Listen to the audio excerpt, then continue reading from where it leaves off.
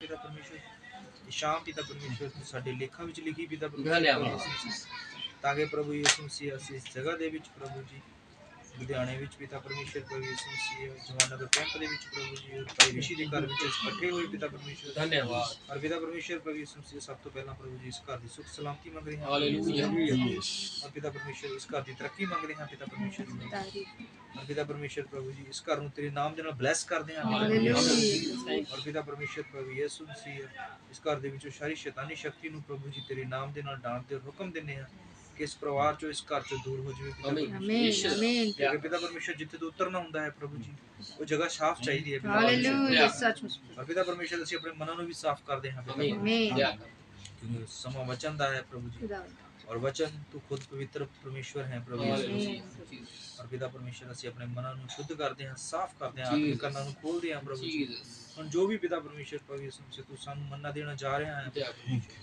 ਸਾਡੇ ਹਿਰਦਿਆਂ ਤੱਕ ਪਹੁੰਚੇ ਪਿਤਾ ਹਾਲੇਲੂਇਆ और पिता परमेश्वर पूरा कंट्रोल ਅਸੀਂ ਤੇਰੇ ਹੱਥਾਂ ਵਿੱਚ ਦਿੰਦੇ ਹਾਂ ਯੈਸ ਲੋਰਡ ਸਾਡਾ ਸਾਡੇ ਵਿੱਚ ਕੁਝ ਨਾ ਹੋਵੇ ਜੋ ਕੁਝ ਹੋਵੇ ਤੇਰਾ ਆਮੀਨ ਆਮੀਨ प्रार्थना प्रभु यीशु मसीह ਦੀ नाम आमीन हालेलुया हालेलुया हालेलुया हालेलुया प्रभु का फिर से धन्यवाद करते हैं आज के दिन के लिए इस शाम के लिए इस घड़ी के लिए क्योंकि ये जो आज का समय है ये कल से फिर से नहीं आने वाला है कल को नई शाम होगी नई तारीख होगी और नया दिन होगा लेकिन आज का जो दिन है वो प्रभु ने हमारे लिए ठहराया हुआ है हालेलुया और सचमुच हम प्रभु का धन्यवाद करते हैं कि प्रभु ने जो संसार में हालात चल रहे हैं प्रभु ने उनसे हमें बचा कर रखा हुआ है और सचमुच बहुत जगह पर तबाही मची हुई है लेकिन प्रभु का धन्यवाद करते हैं कि प्रभु ने हमें सही सलामत रखा है और जब तक रखा है हम उसका धन्यवाद करते रहेंगे हालेलुया क्योंकि जिस दिन हमारे मुंह से धन्यवाद होना बंद हो गया तो शायद वैसे हालात हमारे भी हो जाएं लेकिन प्रभु चाहता है कि उसके लोग उसका धन्यवाद करते रहें क्योंकि दिन बुरे हैं और हमें इन दिनों में बचना है शैतान की युक्तियों से और प्रभु की ओर बढ़ते रहना है हालेलुया और हम प्रकाश इसके मत्ती रचित सुसमाचार की पुस्तक में चल रहे थे इसको काफी शुक्रवार से हम इन अध्याय को देख रहे थे और हम 14वें अध्याय तक पहुंच चुके थे और 14 के हमने 33 तक पढ़ भी चुके थे और जो आज बारी है 14 की 34 से है हाँ जी पढ़ते हैं और देखते हैं कि प्रभु हमारे से क्या बातचीत करता है मत्ती रचित सुसमाचार नए नियम की पहली किताब है और इसका 14वां अध्याय और उसकी 34 आयत से पढ़ते हैं गन्नेसरत में रोगियों को चंगा करना गन्नेसरत में रोगियों को चंगा करना इससे पहले हम देखते हैं कि यीशु मसीह पानी पर चलते हैं जब पतरस डगमगा जाता है और उसको प्रभु पकड़ता है और कहता है कि तूने विश्वास क्यों नहीं किया लेकिन हमने देखा था पिछली बार कि उसका विषय विश्वास नहीं था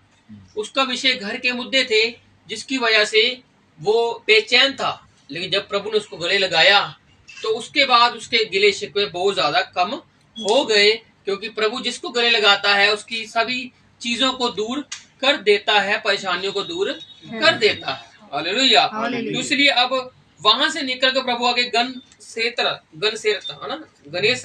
गन्नेसरत में रोगियों को चंगा करने हाँ जी आगे क्या लिखा है वे पार उतरकर गन्नेसरत में पहुंचे अब यीशु मसीह वहां से किनारे से उतरे नाव से उतरे और आगे बढ़कर गन्नेसरत में पहुंच गए हाँ जी वहां के लोगों ने उसे पहचान लिया अब यीशु को पहचान लिया है हालेलुया जब कि यीशु ने जिस लोगों को चंगा किया उसने कहा गुप्त रखना मुझे बताना नहीं मुझे लेकिन लोग जिसकी भलाई हुई है चंगाई हुई है वो चुप कैसे रह जाए आज हम चुप रह सकते हैं हमारी जिंदगी में प्रभु ने बड़े बड़े काम किए हैं और हम बताने से शर्माते हैं हम कहने से शर्माते हैं गवाहियों को बताने से शर्मा जाते हैं लेकिन प्रभु ने हमें चुप रहने के लिए नहीं कहा प्रभु ने तो इन लोगों को कहा था समरवाद को इन लोगों को कहा ये बोल पड़े कि तुम मत बताना आज हमें प्रभु ने कहा है बताओ और हम चुप रहते हैं गड़बड़ है कहीं पे इसीलिए हमने प्रभु के लिए बोलना है प्रभु ने आपको जिंदगी दी है उसकी तारीफ कीजिए हाथ पांव सलामत दिए उसकी तारीफ कीजिए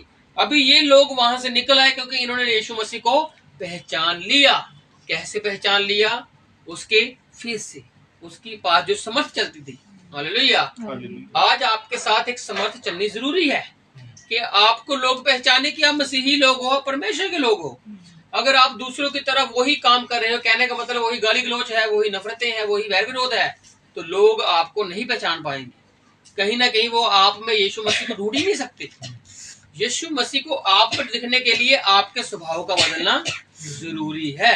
हालेलुया। अगर कोई बुरा कर रहा है, आप उसका बुरा कर रहे हैं, तो मेरे स्वभाव नहीं दिखेगा। अगर उसने बुरा किया, आपने अच्छा किया, तो प्रभु का स्वभाव दिखेगा ही दिखेगा। अगर उसको ना दिखे लेकिन 5 लोगों को दिखेगा और वो कहेंगे सच में ये बंदा अलग है। हालेलुया। इसी प्रकार से हम बाइबल में भी कई उदाहरण देखते हैं कि मूसा को परमेश्वर ने कैसे देखता है। जब वो ऊपर से मिल के आता है तो लोग उसके मुंह को देख नहीं पाते। और उसी प्रकार से कितने लोग होते हैं, वो दुष्ट आत्मा कहते हैं मैं पुलूस को भी जानती हूँ और मैं यीशु को भी जानती हूँ। लेकिन जो जादूगर था शमौन का, तू कौन है? हालेलुया। क्या कर रहा हूँ? यीशु का नाम ही ले रहा था, लेकिन उसने क्या कहा? तू बता तू कौन है। आज हमें बताने की जरूरत नहीं, उसको खुद पता लग जाएगा अगले बंदे को हम है कौन। तो यीशु के बारे में इनको पता लग गया, क्योंकि यीशु का जलाल ही काफी था।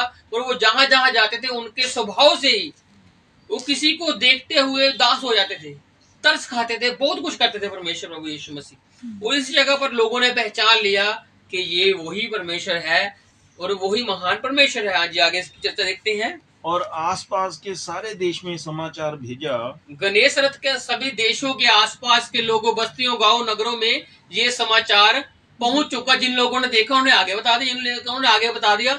इस तरीके से क्या हुआ, चैन के साथ चैन जुड़ती रही और कितने लोग परमेश्वर के पास आते गए चंगाई लेने के लिए। हाँ जी।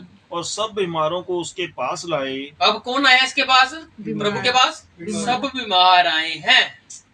हम भी बीमार ही थे, आज भी कहीं ना कहीं बीमार हो जाते हैं, लेकिन हम प्रभु का धन्यवाद करते हैं कि हम प्रभु के पास आ चुके हैं।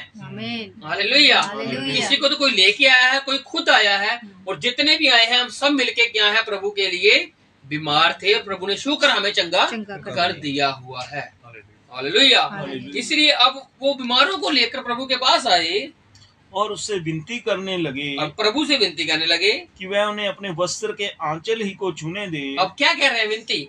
क्योंकि ये वैसे यहूदी नहीं है, समझ रहे हो? ये वो यहूदी नहीं है जो हक रखते हैं। ये वो लोग हैं जो ये विश्वास रखते हैं कि उस स्त्री ने, जिसने 12 साल का रोग था, जिस रोग थी, उसने पलाश हुआ था और उसकी चर्चा पूरे गांव में बहुत सगा फैल चुकी थी। और ये भी जानते थे कि ऐसा हुआ है, अगर तब हुआ है तो अब भी होगा। हालेलुया। आज हम परमेश्वर वही परमेश्वर है जिसने तब काम किया, वो आज भी वही काम करता है और आगे भी करता रहेगा। हालेलुया। बस विश्वास करना है, आगे बढ़ते जाना है। जिसने उसके पल्ले को छू लिया वो चंगा हो गया, तो हम तो है ही उसके सामने हैं, साक्षात वो हमें देखता है और साक्षात हम उससे मिलते हैं, तो हम उससे कितने बढ़कर क्यों ना हुए। हालेलुया।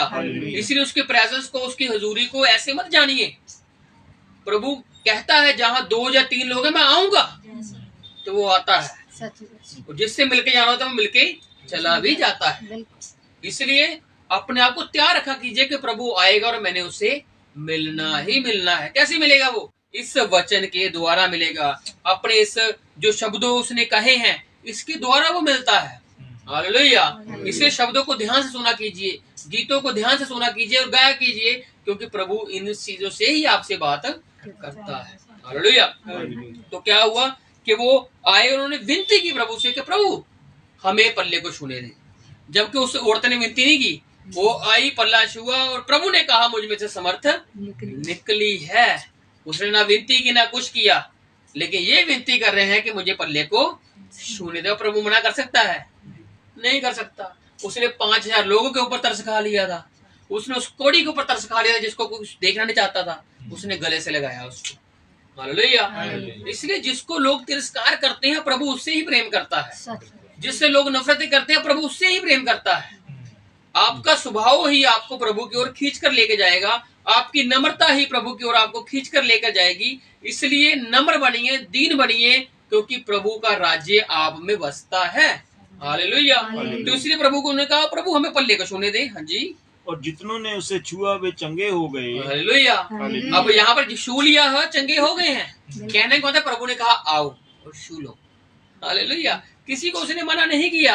आज भी हम किसी को मना नहीं करते कि आप आओ या ना आओ, उनकी मर्जी है वो आए या ना आए, लेकिन प्रभु आता ही आता है, प्रभु छूता ही छूता है। और प्रभु कहता है जितने प्यासे हैं मेरे पास आए, जितने भूखे हैं मेरे पास आए। हालेलुया। वो सबको खाना खिलाना चाहता है। वो सब की प्यास को मिटाना चाहता है। बस उसके पास आई हो तो सही। अभी उसके पास लोग खुद गए हैं कि हमें अपने पल्ले को छूने दे, वस्त्र को छूने दे तो हम चंगे हो जाएंगे। विश्वास के साथ आए। हालेलुया। अगर जाते प्रभु हम तेरे वस्त्र को छूना चाहते हैं, बस ऐसे नहीं, ये विश्वास के साथ आए। वो प्रभु ने हमेशा कहा जैसा तेरा विश्वास वैसा तेरे लिए हो जाएगा। हालेलुया। तो हाँ जी, आगे परंपरा पालन का प्रश्न। अब हम 15वें अध्याय में आ चुके हैं, परंपरा पालन का प्रश्न। हाँ जी। तब यरूशलेम से कुछ फरीसी और शास्त्री हाँ जी। यीशु के पास आकर कहने लगे। अब यरूशलेम से कुछ फरीसी और कुछ शास्त्री लोग यीशु के पास आकर कहने लगे। हमने देखा था ना पिछली बार शास्त्री प्रभु किनको कहता है, किनको कहा था प्रभु ने शास्त्री? नई और पुरानी शिक्षा में है ये बात। इसके पिछले अध्याय में होगा शायद नई और पुरानी शिक्षा का महत्व। आपने सुना होगा कि प्रभु शास्त्री किनको कह रहा था? नहीं, शास्त्री क्या असल में क्या किनको रहा था? वो चेलों को कह रहा था।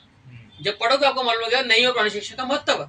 और प्रभु कहता है कि तुम में से जो भी स्वर्ग के राज्य का चेला बना है वो उस शास्त्री के समान है जिसके भंडार में से नई और पुरानी शिक्षा बाहर निकल। क्या किसको रहा था? चेलों को।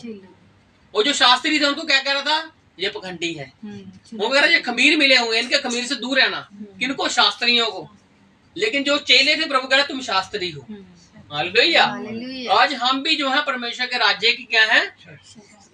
शास्त्री भी है, हम उसके एम्बेसडर भी हैं, राजदूत भी हैं, हम गवाह भी हैं। हम उसके जो काम, कोई भी काम कर रहा है, हम उसके राज्य के सहभागी हैं। और प्रभु में हम में अपना राज देखता है।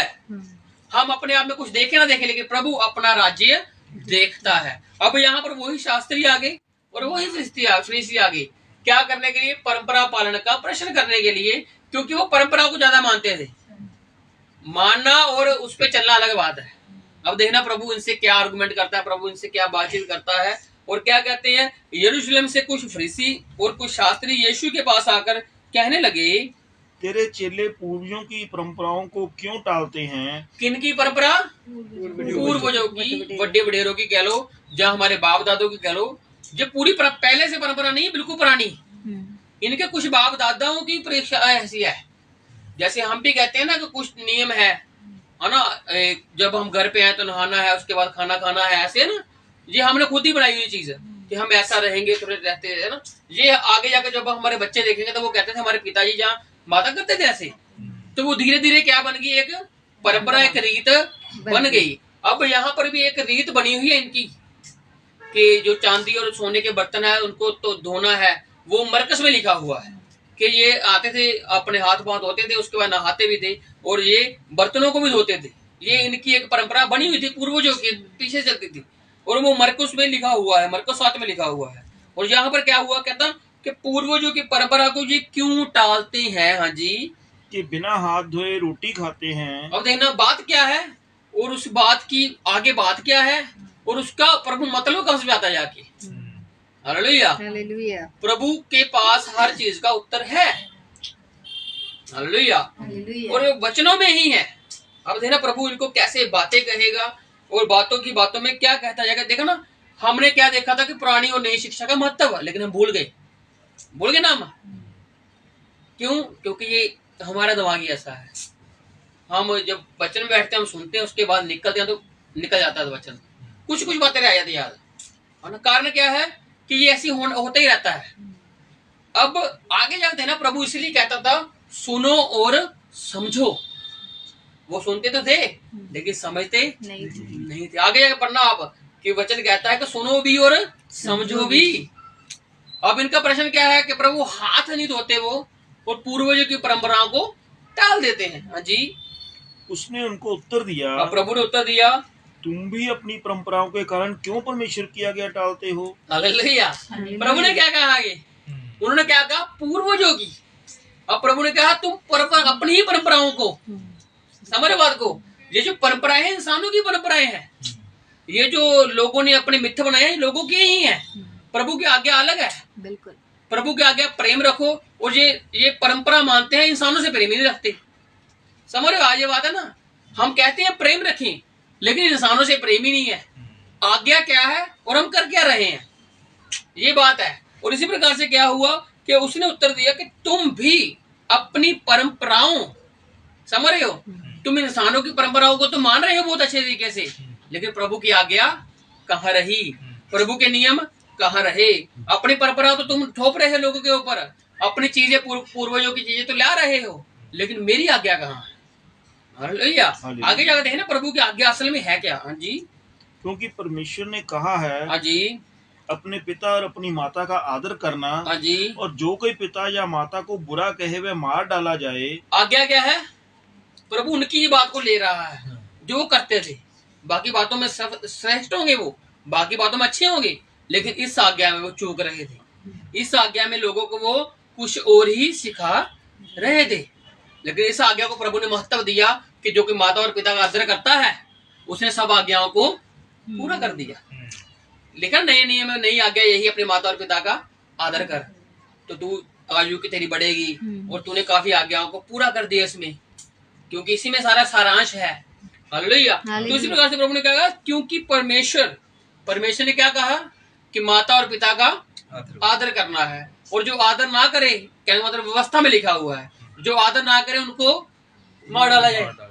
ये आज्ञा थी पुराने नियम, लेकिन परंपरा के हिसाब से वो कह रहे हाथ नहीं धो रहे। बात क्या है? हाथ धोने की। लेकिन प्रभु कहाँ ले गया? अपनी आज्ञा की तरफ। वो जो सबसे श्रेष्ठ आज्ञा है प्रभु वही बोलता है। जिस बात में वजन है प्रभु वही बोलेगा, जिस चीज में कुछ अच्छी बात है प्रभु वही बोलेगा।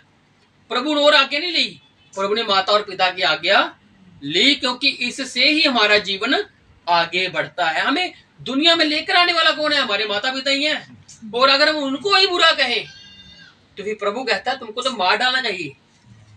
समझ रहे? जो तुमको जीवन दे के आया, जिसने तुमको 9 महीने पेट में रखा और बाहर निकाला, जीवन दिखाया, जीवन दुनियादारी दिखाई, तुमको बचपन से पाला, और अब तुम उसको बुरा बोलोगे तो तुमको तो मार डालना चाहिए। ये आज्ञा है। लेकिन ये आज्ञा वो मानते नहीं, लेकिन पूर्वजों की परंपरा बहुत अच्छे से मानते हैं कि हाथ नहीं धोने हैं, हाथ धो के खाना खाना है, हर चीज परफेक्शन में करनी है। लेकिन माता पिता का आदर जो मेन है उसमें से वो छूट रहे थे, उसमें से वो निकल रहे थे। हाँ जी। पर तुम कहते हो हाँ जी, कि यदि कोई अपने पिता या माता से कहे हाँ जी, जो कुछ तुझे मुझसे लाभ पहुंच सकता था वह परमेश्वर को भेंट चढ़ाया जा चुका। यहाँ पर क्या बात है? इस बात में एक वजन है, थोड़ा समझते हैं इस बात में है क्या। प्रभु ने पहले क्या कहा कि तुम परमेश्वर की आज्ञा, जो माता पिता की इज्जत करनी है और उनके जो रिस्पेक्ट है तुमने करनी है। अगर तुम वो नहीं करते तो तुम मार डाले जाओगी, ऐसा व्यवस्था में मूसा ने कहा हुआ है। लेकिन अब तुम लोगों को सिखा क्या रहे हो? ये शास्त्री है ना, ये सिखाने वाले हैं, ये सिखाने वाले शास्त्री और फरीसी हैं। और प्रभु इनको क्या कह रहा है कि तुम लोगों को क्या सिखाते हो? अपने माता पिता की इज्जत नहीं सिखाते। और दूसरा, अपने माता पिता से वो क्या कहते हैं कि जब माता पिता कुछ मांगे, जो उनका हक है कि कमाई की है या कुछ भी किया है, अगर वो कुछ उनसे मांगते हैं तो तुमने उनको एक ही बात सिखाई हुई है, जब वो खुद सीख चुके हैं तुम्हारी देख रेख में रहकर, कि जो हमारा था, हमने जो कमाया वो प्रभु को दे दिया, अब हमारा तुमसे कोई वास्ता नहीं, हम दे नहीं सकते तुमको। अब क्या कबूल होगा? ये नहीं होने वाला कबूल। सीधी सी बात है। जो घर में माता पिता है उनको कुछ दे नहीं रहे और सेवा में लगे हुए हैं, तो समझ रहे हो? सेवा भरपूरी है लेकिन इज्जत अधूरी है। तो कहाँ रही ये बात? आज मैं एक बात सुन रहा था, वो बाइबल से बाहर है ये बात, और ये समझने वाली है और बहुत अच्छी बात है ये। और उसमें बात में क्या है कि एक बुजुर्ग पिता था और वो मंजी पर लेटा हुआ था, वो शायद बीमार होगा, शायद कुछ भी होगा, है ना। उसको प्यास लगी हुई थी पानी के, वो उठकर पानी नहीं ले सकता था।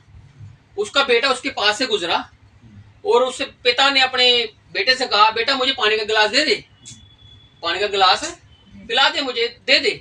उसने कहा मैं बहुत जल्दी में हूँ, मुझे जाना है। माता दे देगी, मम्मी दे देगी, आपको उठाकर पानी का गिलास दे देगी, लेकिन उसको जल्दी में जाना था, कहीं जल्दी थी उसको जाने की। जब वो चला गया, वो निकल गया, तो उसकी घरवाली ने ही उसको पानी का गिलास दिया उस आदमी को। और जब उसने पानी पिया तो उसने कहा कि मेरा बेटा इतनी जल्दी जल्दी जा कहाँ रहा है? समझने वाली बात है। उसने कहा ये जा कहाँ रहा है? उसने कहा ये पानी का लंगर देने जा रहा है, वहां सेवा करने जा रहा है। बात समझ रहे हो?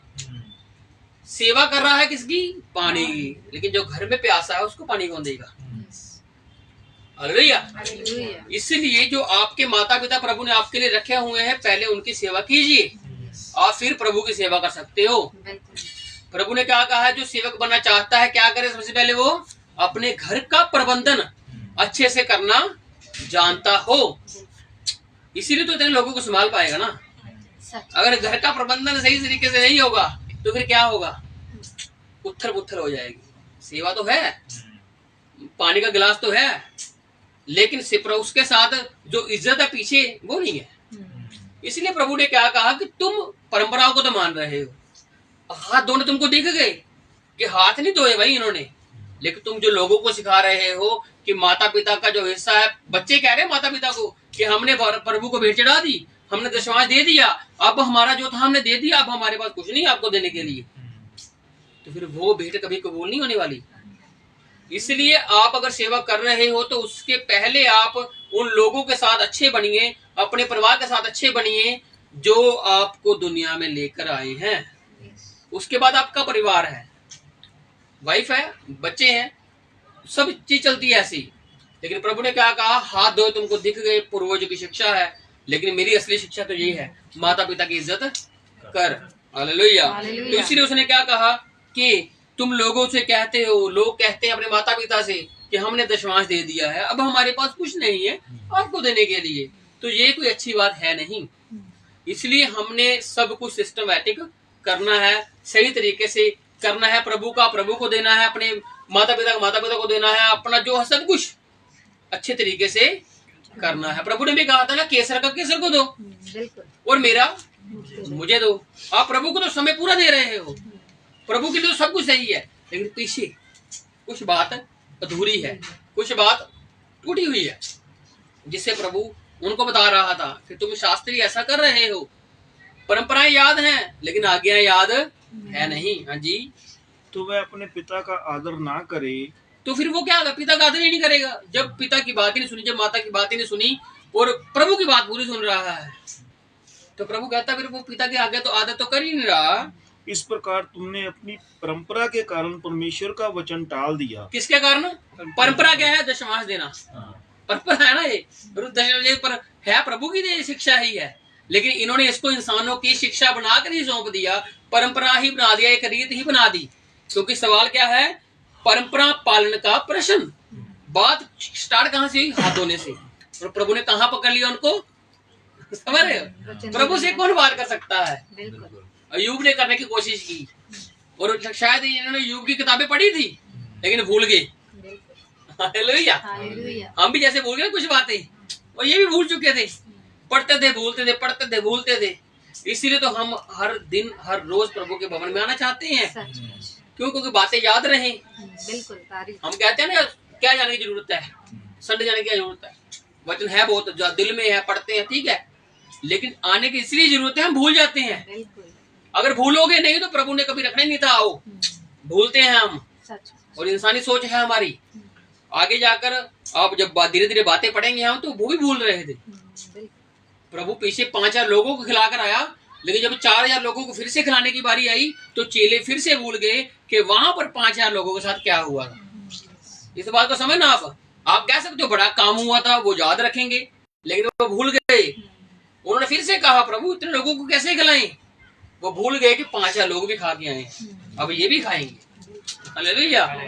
एक बार प्रभु ने खिलाया नहीं, प्रभु ने बहुत बार खिलाया, और वो हर बार प्रभु से भूल जाते थे बातों को, क्योंकि वो स्वर्गीय बातें थी, वो स्वर्गीय चीजें थी।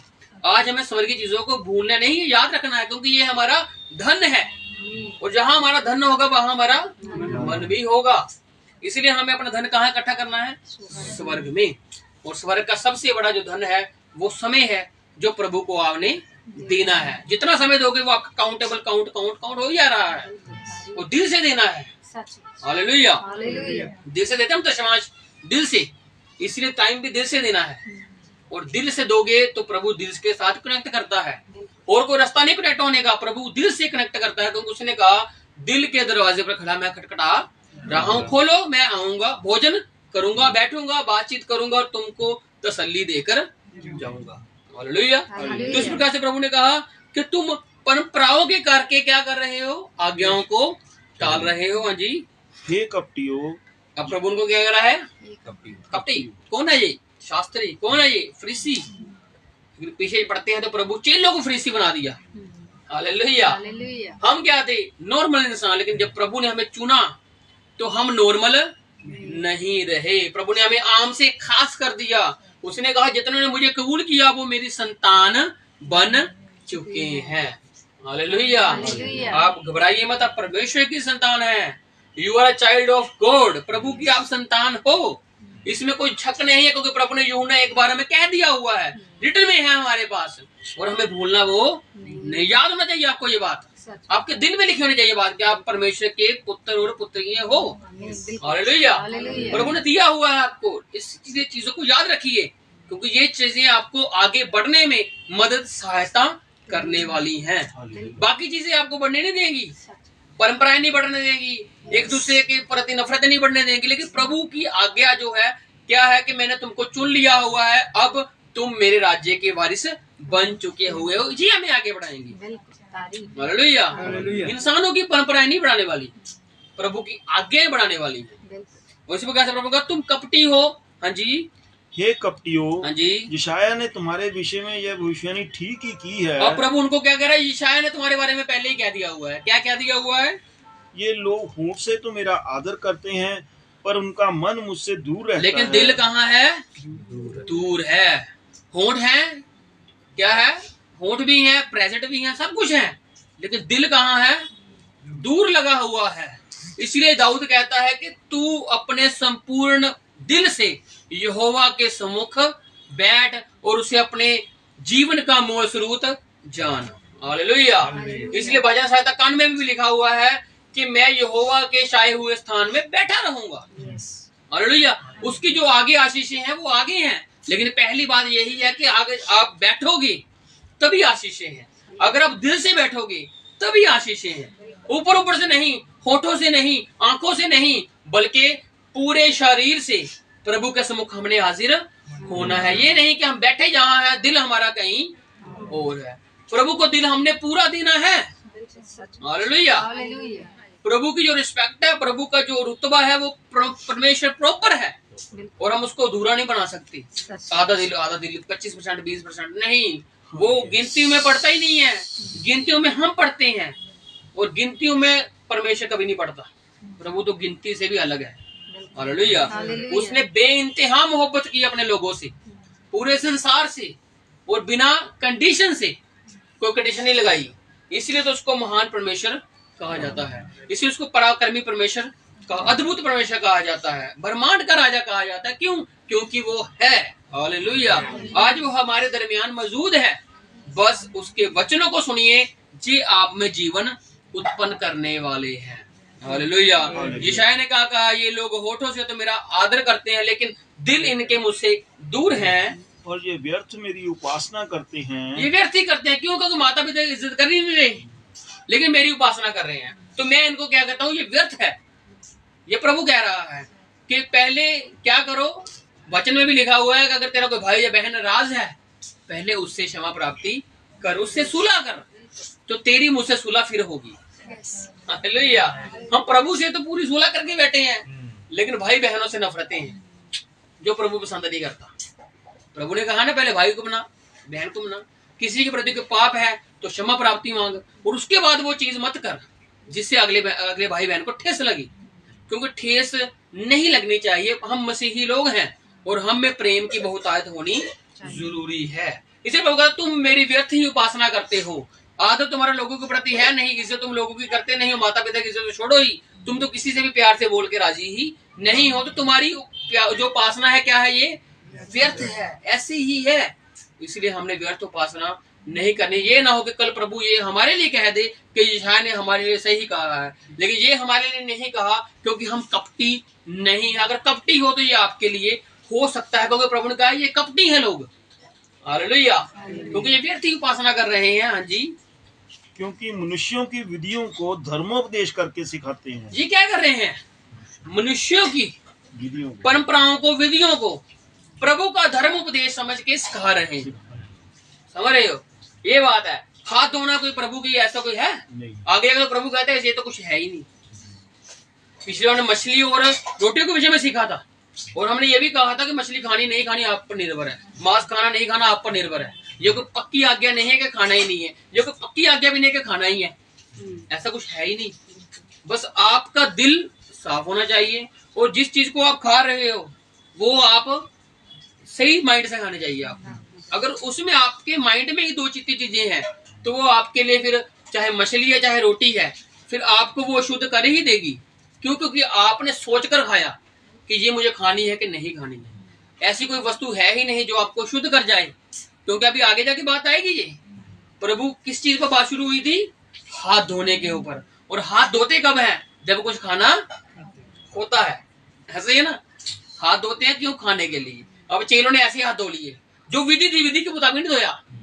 समझ, एक विधि थी हाथ धोने की कि कैसे सिर को ढकना है या कैसे पूरे वस्त्र, कुछ भी होगा, जैसे वचन पढ़ के फिर हाथ धोने हैं या कुछ भी करके ऐसा कुछ करना है, जब हाथ धो के वचन पढ़ के फिर खाना खाना है, ऐसे कुछ उनकी विधियां होगी। तो जो वो करते थे उन्होंने सिंपल हाथ धोए होंगे शायद, तो वो खाने लगे, लेकिन विधि के मुताबिक नहीं किया। जो विधि थी परंपरा थी उसके मुताबिक नहीं, कि जिसकी वजह से उन सदूकी और फरीसी और शास्त्रियों ने कहा कि हम इससे प्रश्न करेंगे इसके विषय में। प्रभु ने कहा तुम कपटी हो क्योंकि तुम व्यर्थ ही मेरी उपासना कर रहे हो, तुम इंसानों की परंपराओं को प्रभु की परंपरा समझकर बता रहे हो। मेरी आज्ञा कहाँ है? माता पिता की इज्जत, उसके विषय में तो तुमने कह दिया कि तुम पिता ने बच्चे से कह दिया, बच्चे ने कह दिया कि हमने सब कुछ कर दिया अपना, अब हम आपके लिए कुछ नहीं कर सकते। इज्जत करनी सिखा नहीं रहे हो और आज्ञा मानने सिखा रहे हो, कौन सी?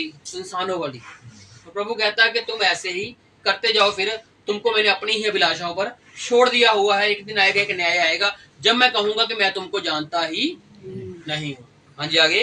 अशुद्ध करने वाली बातें। अब बताएगा प्रभु अशुद्ध करने वाली बातें। हालेलुया। पहले हमने क्या सीखा? हाथ धोने वाली बातें। लेकिन हाथ धोने वाली बातों में क्या निकल आया? माता पिता की इज्जत निकल आई और इंसानों की विधियां निकल आई जो इंसान करते थे।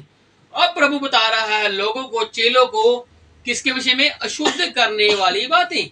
ये हमें मालूम है लेकिन हम भूल जाते हैं। समझ रहे हो ना?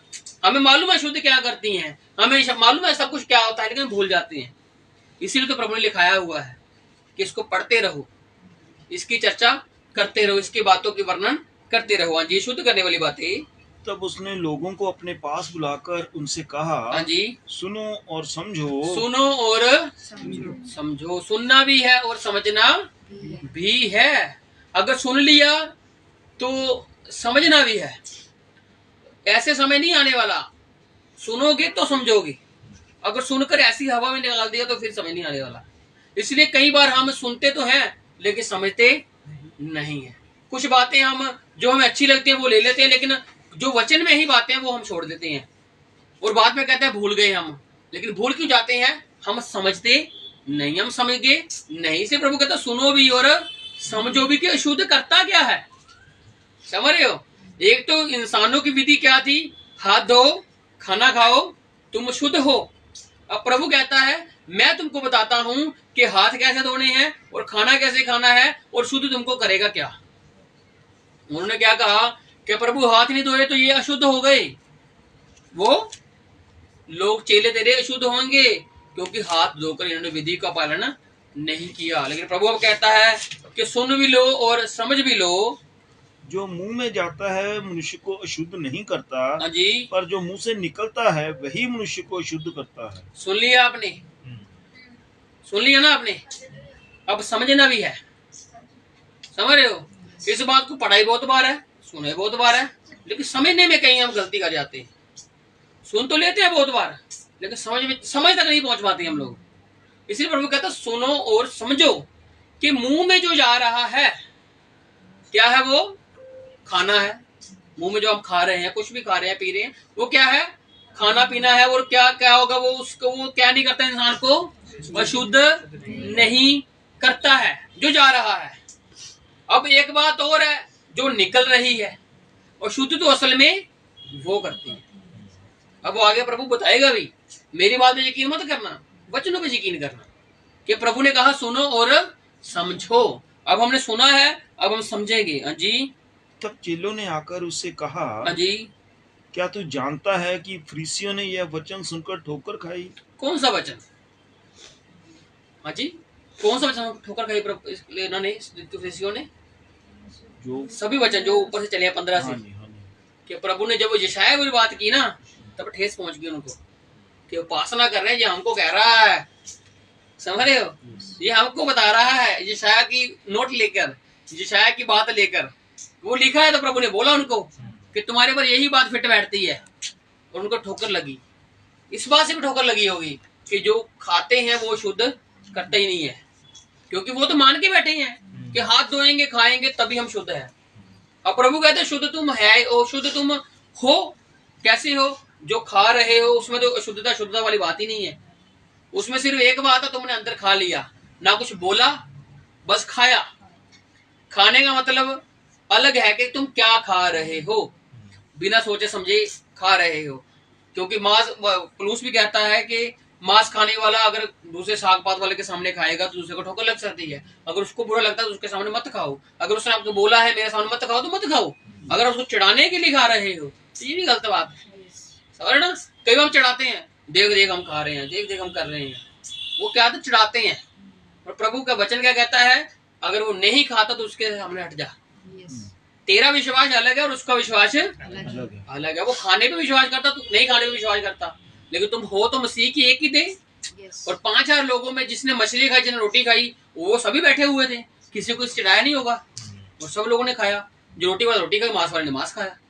अब क्या था, प्रभु ने सबको प्रेम किया, प्रभु ने सबके लिए खाना बांटा। नहीं तो प्रभु मछली को परे कर देता, मैं नहीं इसको काटूंगा भाई, ये मैं नहीं मानता इसको। लेकिन प्रभु ने ऐसा किया ही नहीं, क्योंकि प्रभु को मालूम है ये चीजें शुद्ध करती ही नहीं है।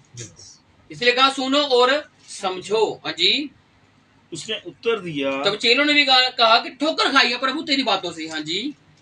उसने उत्तर दिया, हर पौधा जो मेरे स्वर्गीय पिता ने नहीं लगाया उखाड़ा जाएगा। हालेलुया। जो इंसान प्रभु ने चुना ही नहीं, जो इंसान प्रभु की ओर से है ही नहीं, उसको पिता उखाड़ ही देगा।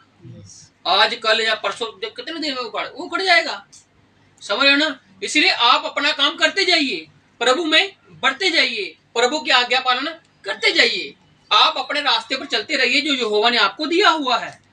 अगर आप यहोवा की ओर से हो तो आपका बचाव पक्का ही है, क्योंकि आपका विश्वास ही डिसाइड करेगा कि आपने यहोवा के साथ जाना है या नहीं जाना है। विश्वास करने वालों के लिए सब कुछ संभव है, पॉसिबल है, जो विश्वास करते हैं। इसलिए प्रभु ने क्या कहा कि हर एक वो पौधा जो मेरे स्वर्गीय पिता ने लगाया ही नहीं, वो उखाड़ा जाएगा। कहने का मतलब ये फरीसी सदूकी जो आए थे, ये शास्त्री आए थे, ये पौधे नहीं है, वो ये खुद पौधे बने हुए हैं। लोगों के धर्म शास्त्रों की बातों को लेकर ये खुद ही अपनी परंपराओं में फंसे हुए हैं। तो ये पौधे है ही नहीं, बनते हैं पौधे लेकिन पौधे है नहीं, इनको उखाड़ा जाएगा। हाँ जी। उनको जाने दो, वे अंधे मार्गदर्शक हैं। वो क्या है? मार्गदर्शक तो जरूर हैं लेकिन अंधे हैं। हालेलुया। आज हमने वो मार्गदर्शक बनना है जो हम अंधे ना हो। बातें सब बाइबल में लिखी हुई हैं, इज्जत सब बाइबल में लिखी हुई है। इज्जत हमने करनी किसकी है, ये बाइबल में लिखा हुआ है। परमेश्वर की प्रेस किसी की करनी है, बाइबल में लिखा हुआ है। तो हम अंधे ना बने, बल्कि हम सिधाई से प्रभु में चलते रहे, क्योंकि प्रभु कहता है मार्गदर्शक वो हैं लेकिन वो अंधे हैं। हाँ जी। और अंधा यदि अंधे को मार्ग दिखाए, हाँ जी, तो दोनों ही गड्ढे में गिर पड़ेंगे। तो दोनों क्या करेंगे, वो गड्ढे में गिर जाएंगे, क्योंकि मार्गदर्शक करने वाला ही वो है जिसको मालूम ही नहीं है प्रभु की आज्ञाएं है क्या, जिसको मालूम ही नहीं है कि प्रभु का प्रेम है क्या, जिसको मालूम ही नहीं है नम्रता है क्या, जिसको मालूम ही नहीं है कि माता पिता की इज्जत है क्या, वो क्या है फिर अंधे मार्गदर्शक है। और अगर अंधा ही अंधे को रास्ता दिखाएगा तो दोनों कहाँ जाएंगे, खड्डे में ही गिरने वाले हैं। इसलिए आज हमने प्रभु के रास्तों पर चौकसी से चलना है।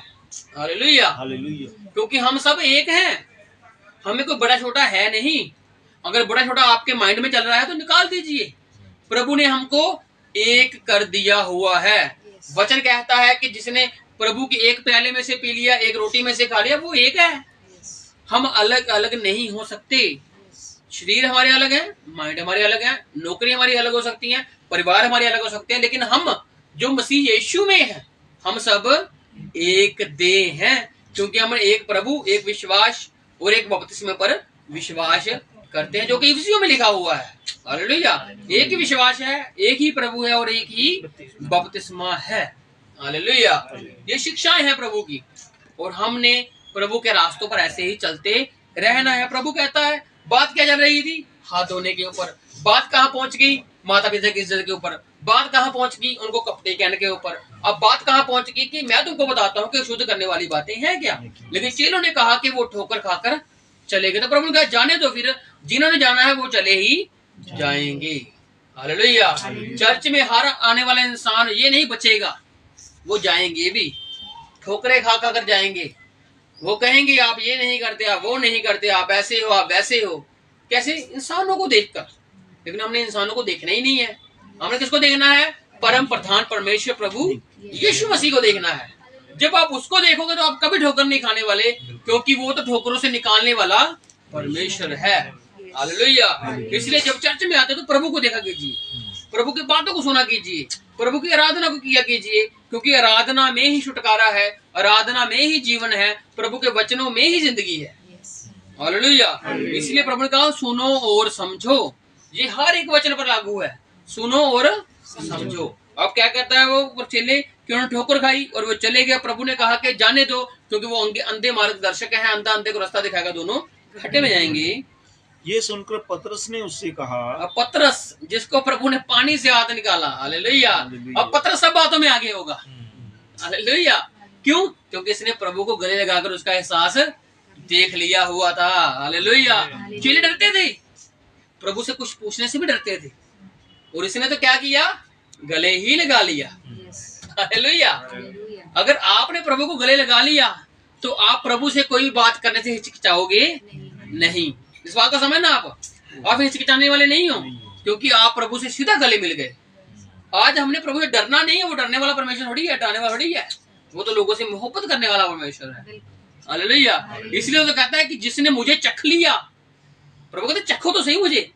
दूर दूर से कही जा रहे हो कि नहीं नहीं नहीं नहीं, कभी आओ तो सही मेरे पास, कभी गले तो लगाओ मुझे, फिर पता लगेगा कि मेरी मोहब्बत है क्या, मेरा प्रेम है क्या, मेरी दया है क्या, मेरी नम्रता है क्या। और पतरस को मालूम लग गया था वो। हालेलुया। क्योंकि पतरस ने प्रभु को काफी निकट से देख लिया था, गले लगाकर, हाथ पकड़कर। उसने देखा था हम तो प्रभु इतने बड़े बड़े कार्य कर रहा है और हम डर रहे थे ऐसे ही। ये तो मोहब्बत करने वाला परमेश्वर है। हालेलुया। इसलिए फिर पतरस सभी आगे बातों में आगे होता है। अब यहाँ पर पतरस आगे हो गया कि पतरस, हाँ जी, पतरस ने क्या कहा? यह दृष्टांत हमें समझा दे। अब पतरस ही कह रहा है। हालेलुया। क्योंकि पतरस अब हर चिंता से मुक्त हो चुका है। अब इसको मालूम लग गया है कि ये परमेश्वर है और ये प्रेम करने वाला परमेश्वर है। ये डंडा लेकर मारेगा नहीं, ये प्रेम करेगा। जबकि इससे पहले वो कोड़ियों को गले लगा रहा था, इससे पहले वो लोगों से प्रेम कर रहा था, लेकिन दूर दूर से मोहब्बत समझ नहीं आती। जब प्रभु के पास आते हैं मोहब्बत का इजहार, तभी मालूम लगता है कि कोई कितना मोहब्बत कर रहा है। और परमेश्वर का प्रेम तो है ही अद्भुत। हालेलुया। पढ़ने में देखो, यूहन्ना 3:16 कहते हैं उसने जगत से ऐसा प्रेम किया। हालेलुया। पढ़ने में पता लग जाता है कि जगत से ऐसा प्रेम किया कि उसने अपने आप को ही निछावर कर दिया, इकलौता बेटा दे दिया। हालेलुया। किसके लिए? हमारे लिए। किसके लिए? दुनिया के लिए। मोहब्बत है उसकी। कभी उसके पास आके गले तो लगिए, देखना वो कैसे आपके थकावट को दूर करता है। हालेलुया। हाँ जी, आगे। उसने कहा, क्या तुम भी अब तक ना समझ हो? देखो होगा ना, समझ ना, हम भी कई बार बातों को पढ़ते हैं, प्रभु समझ नहीं आ रही यार। प्रभु का तुम अभी भी ना समझी हो। क्यों? क्या प्रभु ने क्या कहा? सुनो और समझो। प्रभु तो कहता चेले तुम लोग तो मेरे साथ कितनी देर से हो, अभी तक तो तुमको समझ आना चाहिए। इसलिए प्रभु कहता था कि मुझे तुमसे काफी बातें कहनी है। समझ रहे हो ना? प्रभु क्यों नहीं कह पाता था? क्योंकि उनको मालूम है अभी ये समझ नहीं रहे। प्रभु कहता अभी तो मैंने तुमसे पृथ्वी की ही बातें की हैं, जब मैंने स्वर्ग की बातें करनी शुरू कर दी तो तुम उसको सहन कैसे कर पाओगे, तुम उसको हजम कैसे कर पाओगे। हालेलुया। प्रभु ने स्वर्ग की राज्य की बात जरूर की, लेकिन कैसे की? दुनियावी दृष्टांत लेकर। समझ ना, दुनियावी दृष्टांत लिया किसके लिए? स्वर्ग के राज्य को एक्सप्लेन करने के लिए। और इसी प्रकार से प्रभु कहते हैं मैंने तुमसे बहुत सारी बातें अभी करनी है, बाकी हैं, लेकिन तुम समझ ही नहीं पा रहे हो। प्रभु कहता 3 दिन 3 रात में जी उठूंगा, वो कर रहे हो? तू कहाँ जाने वाला है? प्रभु बता भी चुका हुआ है कि मैं जाऊंगा, पिता के पास जाऊंगा, महिमा में आऊंगा, फिर भी कहते हैं प्रभु तू कहाँ जाएगा? क्यों? क्योंकि उनका मोहब्बत लगाव प्रभु के साथ बहुत ज्यादा बढ़ गया था। जिससे मोहब्बत लगाव हो जाए तो हम उसको जुदा नहीं होने देते। कारण क्या है कि हमारा दिल लगा हुआ उससे, इसीलिए वो दिल को आप प्रभु से लगा लिए। हालेलुया। क्योंकि लिखा ना उनका दिल दूर है। अगर अब दिल दूर है तो दिल पास ले आइए प्रभु के, और प्रभु के साथ दिल को लगा लीजिए। प्रभु क्या पत्रस कहता है, प्रभु समझा। प्रभु कहता तुम अभी भी नहीं समझे। हाँ जी, क्या तुम नहीं जानते हाँ जी, कि जो कुछ मुंह में जाता है वह पेट में पड़ता है और संडास से निकल जाता है। तो सिंपल बात है ना, कितनी समझ रहे हो? इसमें कोई बड़ी बात तो है नहीं। हम खा रहे हैं, हम खुद को मालूम है हमें कि हमारा शरीर अच्छे तत्वों को रख लेता है, बुरे तत्वों को छोड़ देता है, और हम सुबह फ्रेश भी होते हैं। ये बात है ना। और प्रभु ने क्या कहा, तुम समझे नहीं। सिंपल सी तो बात है। सिंपल सी बात क्या है, तुमने खाया, पेट में गया, अच्छा लिया, बुरा छोड़ा, और क्या हुआ, तुम ठीक। ये अंतर क्या है ना। अब एक बात हो रहा है जी, पर जो कुछ मुंह से निकलता है, हालेलुया, ये समझना है। ये तो समझ गए, हम खा लिया, पेट में चला गया, निकल गया, ये समझ गए ना। अब दूसरी बात समझनी है कि जो मुंह से निकलता है, और मुंह से निकलने के लिए वो बातें आपके दिल में होंगी। समझ बात को, आपको दिल में होंगी तो मुंह पर आएंगी। अगर दिल में ही नहीं है तो मुंह पर कभी बात नहीं आने वाली। इस बात को समझना आप। दिल में अगर प्रभु यीशु मसीह है तो वो आपसे बुरा कभी कहने ही नहीं देगा, आपसे बुरा कभी कहलवाएगा ही नहीं। लेकिन दिल में अगर प्रभु नहीं है, हमने प्रभु को आधा रखा हुआ है और आधा हमने संसार की कुछ बातों को रखा हुआ है, तो फिर प्रभु की बातें तो निकल ही रही हैं। साथ में जब गुस्से में हाइपर में होते हैं, बीपी बढ़ जाता है, तो फिर हम कहते हैं हम भूल जाएंगे क्या प्रभु के लोग भी हैं।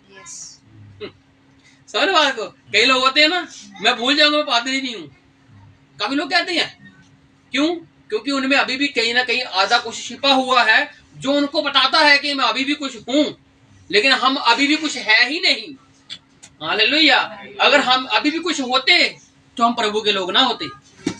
इस बात को समझना आप। इसलिए अगर प्रभु दिल में है तो आप अपने आप में कुछ हो ही नहीं, क्योंकि प्रभु ने कहा है जो मेरे पीछे चलना चाहता है वो क्या करे, अपने आप का इनकार करे कि वो कुछ है।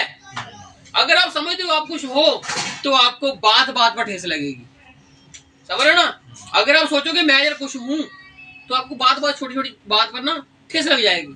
आप हर बात पर फैंस हो जाओगी, आपको हर बात इकट्ठे करने लग जाएगी। क्यों? क्योंकि प्रभु नहीं है अंदर।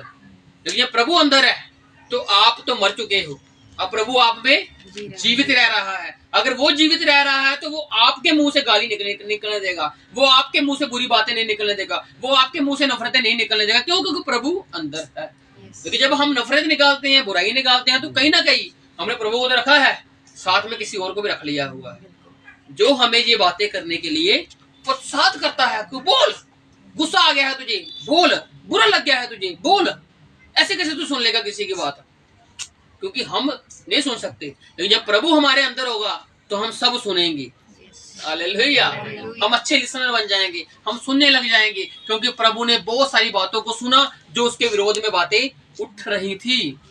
उसने पता नहीं क्या क्या सुना, हम तो आज वो सुनते ही नहीं है।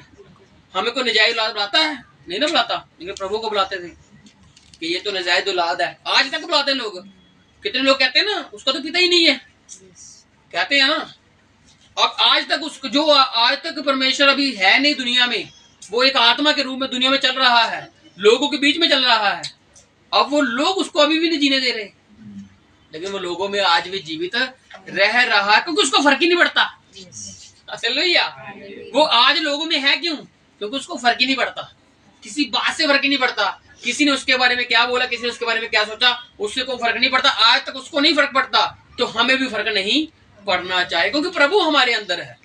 अगर प्रभु हमारे अंदर नहीं है तो हमें फर्क पड़ेगा, लेकिन जब प्रभु हमारे अंदर है तो हमें किसी बात का भी बुरा नहीं लगने वाला, क्योंकि प्रभु बुरा लगने देता ही नहीं है। हालेलुया। इसलिए अगर प्रभु है तो सब कुछ संभव है। सब नफरतें जो हमारे विरोध में उठती हैं, सब बुराइयां जो हमारे विरोध में उठती हैं, वो हमारा कुछ इफेक्ट कर ही नहीं सकती हैं। क्यों? क्योंकि प्रभु ने सब कुछ सह लिया, तो हम तो है ही क्या, मिट्टी है हम। हमारा घमंड कहाँ है? कुछ नहीं है हमारा घमंड। हमारी आंखें चढ़ी हुई है कहाँ? कुछ नहीं है। एक दिन आएगा हम चले जाएंगे दुनिया से, लेकिन तब तक लोगों से प्रेम ऐसा कीजिए कि प्रभु की मोहब्बत याद की जाए। हालेलुया। हालेलुया। इसलिए प्रभु की मोहब्बत में बढ़िया। प्रभु कहता है मैं तुमको बताता हूँ कि असल में शुद्ध बातें करती क्या है जो इंसान के मुंह से निकलता है। पर जो कुछ मुंह से निकलता है मुंह से निकलता है वह मन से निकलता है। वो कहाँ से निकलता है? दिल से निकलता है। इसलिए आप कई बार कहते हैं इंसान यार उसके दिल में कुछ नहीं है, बस मुंह पे ही है। ऐसा नहीं होता, दिल में भी है कहीं ना कहीं, इसलिए मुंह पर आ रहा है। अगर दिल में नहीं है तो मुंह पर कैसे आ जाएगा? जितना मर्जी गुस्सा क्यों ना हो, इंसान बोलता, गुस्से में बोलता कई बार कुछ, लेकिन अगर उसके दिल में कुछ है तभी आया है। अगर दिल में नहीं है तो कुछ नहीं आने वाला। प्रभु ने कहा है कि वो इंसान अगर जो मुंह से बोल रहा है उसके दिल में पहले था, इसलिए मुंह पर आया है। हाँ जी। और वही मनुष्य को अशुद्ध करता है। क्या करता है? वो ही करता है जो दिल में है और मुंह पर आया। अगर दिल में प्रभु है तो प्रभु की बातें मुंह पर आएंगी तो वो आपको शुद्ध नहीं करेंगी। अगर दिल में प्रभु नहीं है तो मुंह पर प्रभु की बातें नहीं आएंगी तो वो आपको क्या करेंगे? फिर शुद्ध करेंगे। आगे कुछ बातें भी हैं जो हमें देखनी है कि प्रभु किन बातों को कह रहा है, क्योंकि इस वचन को सुना बहुत बार है हमने, लेकिन समझना है। सुनना ही काफी नहीं है, समझना भी जरूरी है। हालेलुया। इसलिए आज अगर आपके जुबानों पर कुछ है तो आज छोड़ दीजिए। यहाँ पर मैं भी कहता हूँ प्रभु को, प्रभु अगर मेरी जुबान पे कुछ ऐसा आता है तो मैं छोड़ना चाहता हूँ। ये मुझसे तो नहीं हो रहा, लेकिन तू कर दे प्रभु। हालेलुया। आज प्रभु की हजूरी में हूँ मैं, तो मैं मांग रहा हूँ प्रभु मुझसे भी कर दे, मेरी जुबान को तू सही कर, क्योंकि दिल में तू है तो मेरे जुबान पर भी तू ही होना चाहिए। हालेलुया। तो इसलिए प्रभु क्या कह रहा है कि वो इंसान को शुद्ध करता है जो उसके दिल में है और मुंह पर आता है। अब इस पर दो बातें हैं। यकूब में लिखा हुआ है कि जुबान की बात आई है ना, कि यकूब पर लिखा हुआ है कि जुबान जो है जो जीवन भी है, जुबान जो मृत्यु भी है। अगर अब हम जीवन निकाल रहे हैं जुबान से, खा लिया हमने, पी लिया हमने, उस बात को प्रभु ने छोड़ दिया कि वो तो अशुद्ध करती ही नहीं है, लेकिन जो मुंह से निकलता है वो दिल में है और वो इंसान को अशुद्ध करता है। अब मुंह से हम कई अच्छी बातें भी निकालते हैं, लेकिन वो हमें शुद्ध नहीं करती। मुंह से हम लोगों के लिए दया भी निकालते हैं, वो हमें शुद्ध नहीं। प्रभु के लिए हम प्रार्थना भी करते हैं, वो हमें शुद्ध नहीं करती। ये बातें जो मुंह से निकलती हैं, लेकिन कुछ बातें मुंह से और भी निकलती हैं। समझना है ना आपने, सुनना भी है और समझना भी है। अब पढ़ते हैं जो बातें मुंह से दिल से निकलती हैं जो अशुद्ध करती हैं। हाँ जी। क्योंकि बुरे विचार क्या है? बुरे विचार। बुरा विचार जो इंसान के दिल में है और मुंह पर आ जाता, दिल में रहता है, ठीक है, जो मुंह पर आता है तो पता लग जाता है कि ये इंसान है ही बुरा। क्या मैं कहता हूँ इंसान बुरा है, क्यों? क्योंकि वो बुरे चीजों को करता है, बुरी बातों को करता है, बुरी बातें बोलता है। इसलिए ये बातें हैं जो हमें शुद्ध करती हैं। अब क्या है? क्योंकि बुरे विचार, हत्या, किसी के प्रति प्लानिंग, हत्या करने की, बुरा करने की, बुरा सोचने की, उसको गिराने की, उसको पाड़ने की, उसको नफरत डालने की, ये भी हत्या ही है। हाँ जी। पर स्त्री गमन, व्यभिचार, चोरी, ये सभी बातों को आप अच्छी तरीके से जानते हो। अगर एक्सप्लेन करने लग जाऊंगा तो लंबा समय निकल जाएगा। ये जो स्त्री गमन है, शायद ये जो आजकल में चल रहा है, लड़का लड़की और लड़की लड़की के बीच वाली, ये वो बात है कि जो आजकल बहुत प्रचलित है। और इसी के विरुद्ध जो अमेरिका में अभी इंसान को मारा गया है ना, मैं बात कर रहा था ना कि इंसान अच्छे भी होते हैं। वो इंसान अच्छा था, मैं कभी उसके बारे में जाना नहीं, लेकिन जब उसकी पोस्टर रही लोगों के बारे में पता लगा तब कि जो जॉन कर्लिक का नाम है शायद उसका, उसको जॉन चार्ली क्रिक, हाँ ये नाम उसका, तो उसको शो डेड कर दिया गया। क्यों? उसके विचारों की वजह से। और उसके विचार बुरे नहीं थे, अच्छे थे, क्योंकि वो बाइबल को मानने वाला था, बाइबल के विचार दिखाता था लोगों को। अगर उसने कहा कि अबॉर्शन करने बंद करो यहाँ पर, क्योंकि उसने वहां पर सीधा सरेआम बोला कि अबॉर्शन से बंद कर दो, जो वहां पर चल रहा था वो सबके विषय में बोला वो, और लोगों को पसंद है ही नहीं अच्छी बात, तो उसको मार दिया। तो अच्छा इंसान अच्छा ही रहेगा, वो बुरा को देखकर बुरा नहीं बनने वाला, वो अच्छा ही रहा बंदा। इसलिए आज लोग उसको याद कर रहे हैं कि वो इंसान था जो अच्छा था, अच्छे विचार थे, अच्छी सोच थी उसकी। हालेलुया। उसी प्रकार से बुरे विचार वाले को इंसान क्या कहता है? ये तो है ही बुरा।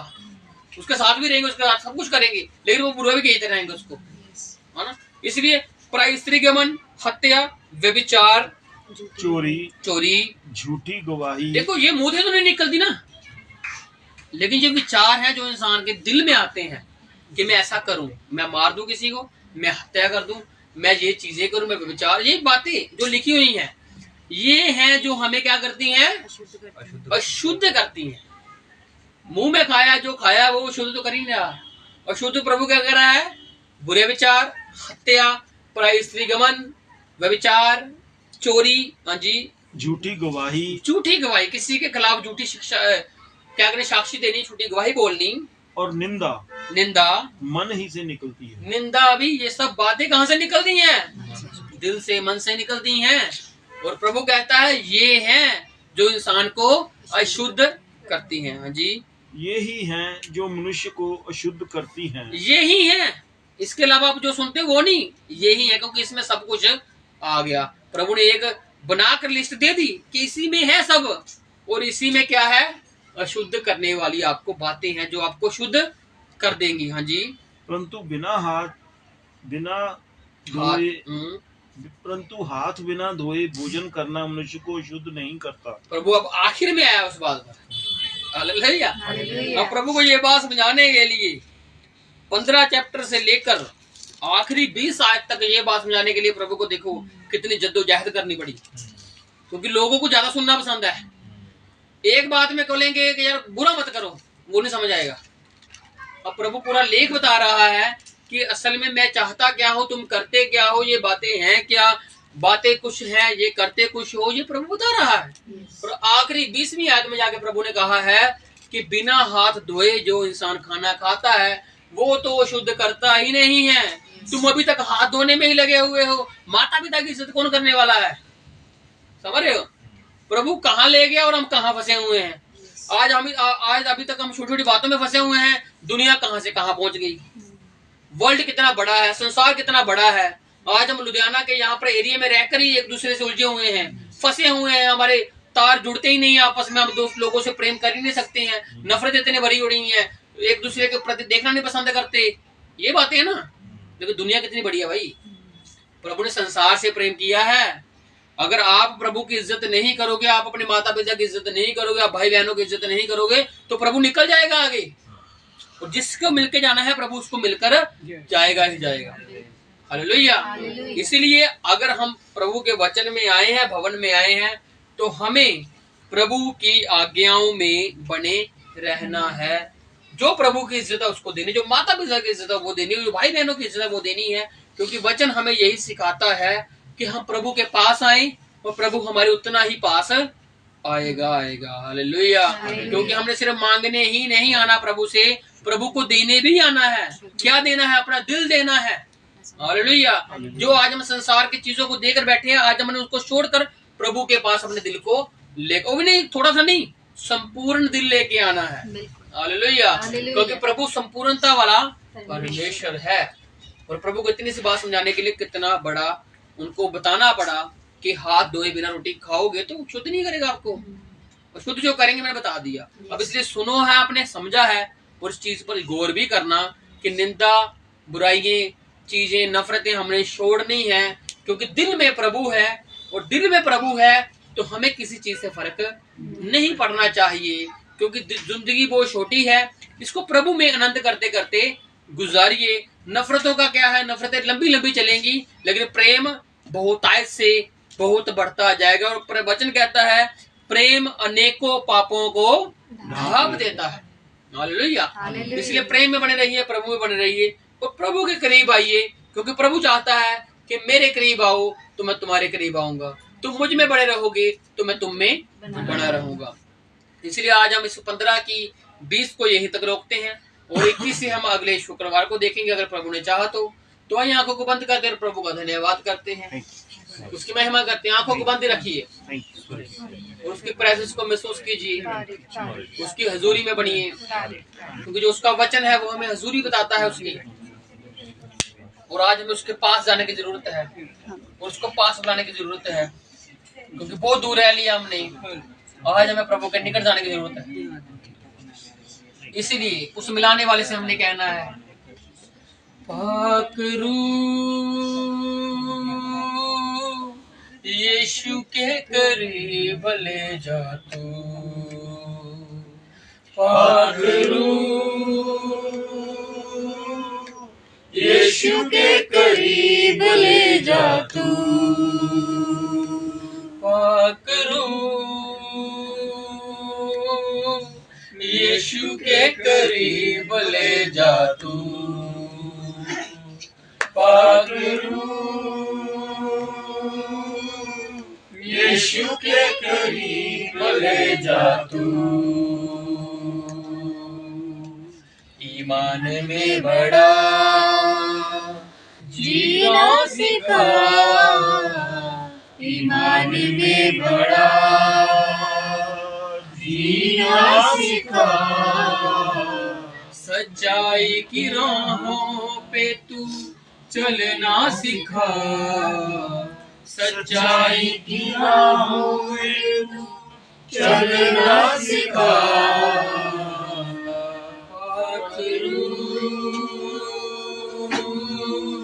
यीशु के करीब ले जा तू, पाक रूह